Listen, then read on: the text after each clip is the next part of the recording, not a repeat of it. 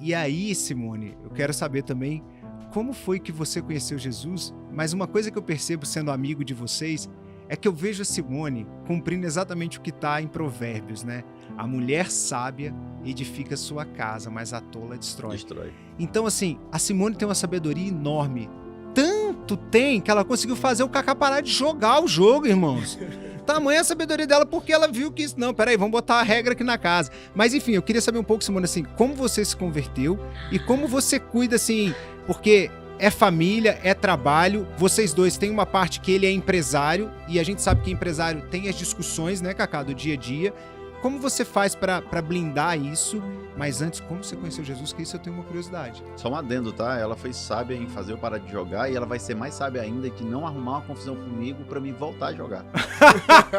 Tem esse detalhe. Pra você não voltar, exatamente. Calma, amiga, calma. Não, eu tenho tranquilidade.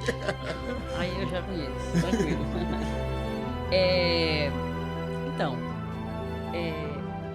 Eu conheci, na verdade, eu desde muito pequenininha, eu devia ter ali os meus 5, 6 aninhos, 6 anos.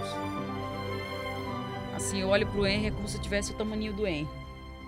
E eu pedia pra minha mãe lavar minha saia, porque eu queria ir pra igreja. Sua mãe já era evangélica? Não, a minha família é toda católica, mas eu era a única que dizia, mãe, lava minha saia que eu tenho que ir pra igreja. A pastora vai passar aqui me pegar. E a minha mãe ficava desesperada, porque eu só tinha uma saia, a gente era muito pobre. E era assembleia, então eu tinha que ir de saia. Eu só tinha uma.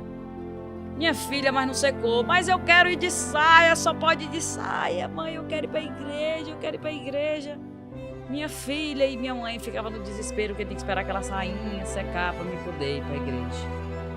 Enfim. E era muito legal ir pra igreja. Eu lembro de uns flashes dentro da igreja. Sempre a minha lá no banquinho, cheia. Eu passo daquele pra pegar assim. Era muito legal. Lá na Bahia, isso? Lá no Mato Grosso. Eu tava ouvindo o Kaká aqui nesse momento. No começo vocês falaram, o Alex falou sobre vocês terem levado ele pro encontro, né? Uhum. E a Simone falou que teve um encontro com Deus de pequeno, o Kaká falou do encontro dele, a primeira experiência que foi linda.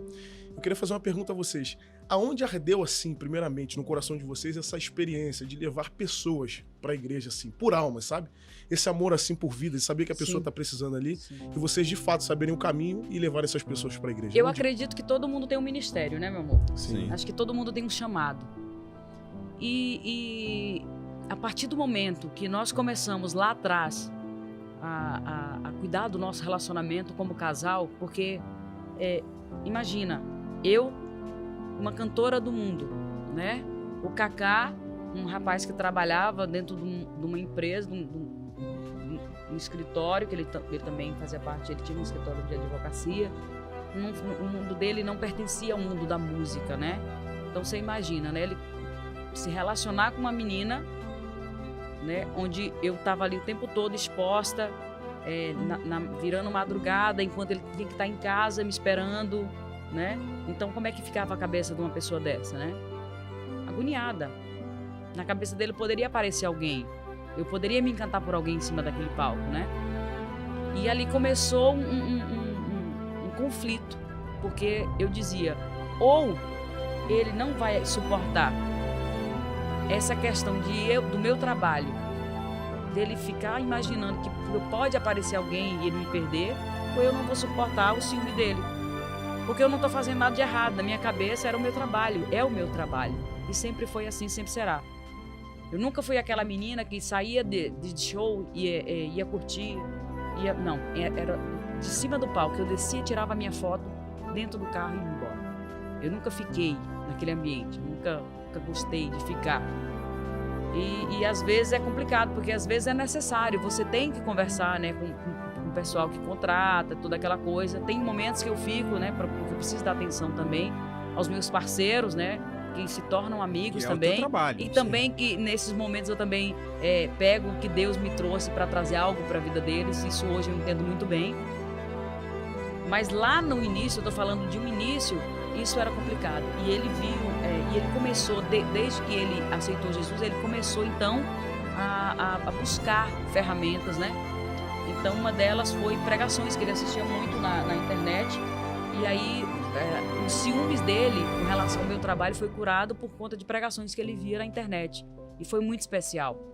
E ele Então o disse, Kaká era ciumento. na época, quando a gente Mas iniciou, era. meu ciúme, cara, não maltratava ela, não. Eu Sim, maltratava a mim. Sim, claro. E ela via como eu ficava. Porque eu não ficava ligando pra ela, perturbando ela. Olha, não sei o quê. Eu não ficava criando a teoria da conspiração na minha cabeça. Ele só dormia quando eu chegava e dizia, tô no Era. hotel. Mas eu dormia praticamente final de 5 horas semana, da todos os manhã, dias, 4, esperando. 5 horas da manhã. Então aquilo ali me incomodava muito. Só que eu não ficava perturbando ela. Eu ficava esperando ela me ligar pra falar que foi tudo bem, tranquilo. E aquilo ali me consumia de um jeito. Até que um dia eu fui pesquisar. Cara, eu tenho que entender. Tudo na vida eu aprendi o seguinte: quando eu tenho dúvida muito grande que aquilo ali me afeta de alguma forma, eu procuro buscar conhecimento sobre aquilo. Então eu fui pesquisar o porquê que o ciúme era gerado. Então eu estudei a parte científica daquilo, né? Entendi a parte de cérebro mesmo, de como é que é criado o ciúme, qual a parte do cérebro que absorve, como você faz para alimentar, que aquilo ali vai crescendo. No próximo ali já não pode ser o mesmo, tem que ser algo com mais potência, porque o teu cérebro está se alimentando daquilo. Fui estudar e fui ler também na palavra. E assisti uma pregação. A pregação era muito, me lembro como se fosse hoje, cara. Tinha 42 minutos de pregação, foi bem específica. E eu terminei, eu orei, falei com Deus, e antes de falar com ela, eu falei com Deus, orei. E depois eu mandei uma mensagem pra ela e disse assim, ó, a partir de hoje, só acho que era 3 horas da manhã. Ela nem tinha visto ainda, tava no meio do show, e disse assim, a partir de hoje, eu nunca mais na minha vida vou ter ciúme. Tô declarando isso. Cara, vamos fazer 9 anos de casado, nunca tive um surto de ciúmes com a Simone de nada. Que legal. Né? Cuidado, a gente tem um com o outro, né? Quando eu falo de ciúme, é ciúme doentio. Lógico que eu tenho cuidado, ela tem cuidado comigo, mas ciúme mesmo, cara, nunca tive na minha vida. Graças a Deus. Por conta disso. Então, eu acho que até o nosso relacionamento mesmo foi um processo onde a gente procurou estudar. Eu digo que a gente procura estudar sobre muitas coisas, sobre marketing digital. O cara que quer ser engenheiro vai estudar engenharia, o cara que quer ser médico vai se especializar, vai fazer uma residência após a faculdade, economia e qualquer outra coisa, mas a gente nunca estuda para casar. Por que os casamentos hoje eu acredito que não dão certo? As pessoas, a maior máquina de reprodução de padrões se chama cérebro. A partir do momento que você determina um padrão na sua cabeça, aquilo ali vai ser repetido. Pode ver que isso reflete muito de você, às vezes, namorar com uma pessoa, você conhece outra, mas aquela outra pessoa tem os mesmos tipos de comportamento que a sua ex ou que o seu ex tenha. Poder do hábito, literalmente. Poder do hábito, exatamente. Então, teu cérebro, ele é programado. E ele pode ser reprogramado. Então, a partir do momento que a gente foi estudar sobre como ser casal, ninguém estuda pra casar, né? Talvez se a gente não tivesse feito, na época a gente fez o MMI, eu fiz 2 vezes o MMI com ela, e talvez bem no começo do relacionamento, se a gente não tivesse fortalecido isso e entendido na palavra de Deus como era ser um casal de verdade, pra gente constituir uma família verdadeira, hoje a gente talvez nem estivesse junto. Então, o fato desses cursos que ele está falando, que nós fizemos lá no início do nosso relacionamento, ter nos ajudado tanto a manter,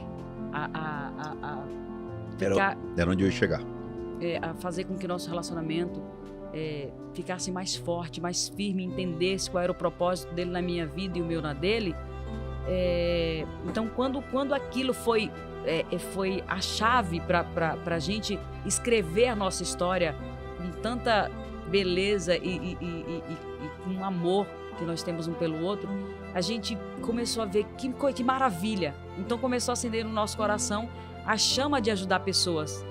Muito legal. Entendeu? De olhar para casais e para pessoas, não só em relacionamento, ou que esteja desviado, ou como aconteceu com você. Não sei, isso cresceu dentro da gente. A gente queria que as pessoas começassem a experimentar, viver coisas com Deus, viver novidades em Deus. E aí, principalmente em relacionamento. Então, é algo que a gente ama.